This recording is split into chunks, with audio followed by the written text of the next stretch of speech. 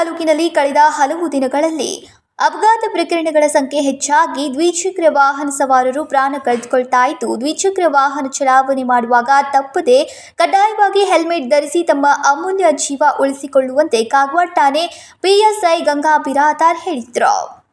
ದಿನದಿಂದ ದಿನಕ್ಕೆ ಅಪಘಾತಗಳ ಸಂಖ್ಯೆ ಹೆಚ್ಚುತ್ತಾ ಇದೆ. ಅಪಘಾತದಲ್ಲಿ ಹೆಚ್ಚಾಗಿ ತಲೆಗೆ ಪೆಟ್ಟಾಗಿ ಮೃತಪಟ್ಟವರು ಹೆಚ್ಚಿನ ಸಂಖ್ಯೆಯಲ್ಲಿದ್ದಾರೆ. ಆದ್ದರಿಂದ ವಾಹನ ಚಾಲನೆ ಮಾಡುವಾಗ ಟ್ರಾಫಿಕ್ ನಿಯಮಗಳನ್ನು ಪಾಲಿಸುವುದರೊಂದಿಗೆ ವಾಹನ ಚಾಲಕರು ಮತ್ತು ಹಿಂಬದಿ ಸವಾರರು ಕಡ್ಡಾಯವಾಗಿ ಹೆಲ್ಮೆಟ್ ಧರಿಸಿ ವಾಹನ ಚಲಾಯಿಸಬೇಕು. ಇಲ್ಲವಾದಲ್ಲಿ ಕಟ್ಟುನಿಟ್ಟಿನ ಕಾನೂನು ಕ್ರಮ ಕೈಗೊಳ್ಳಲಾಗುವುದು ಎಂದು ತಿಳಿಸಿದರು. ಇನ್ನು ಈ ವೇಳೆ ಕಾಗವಾಡ ಪೊಲೀಸ್ ಠಾಣೆಯ ಸಿಬ್ಬಂದಿಗಳು ಉಪಸ್ಥಿತರಿದ್ದರು. ವಿಜಯ ಮಹಾಂತೇಶ್, ಹರಕೆರೆ, ಕೆಎಂಎಂ ಕನ್ನಡ ನ್ಯೂಸ್, ಕಾಗವಾಡ.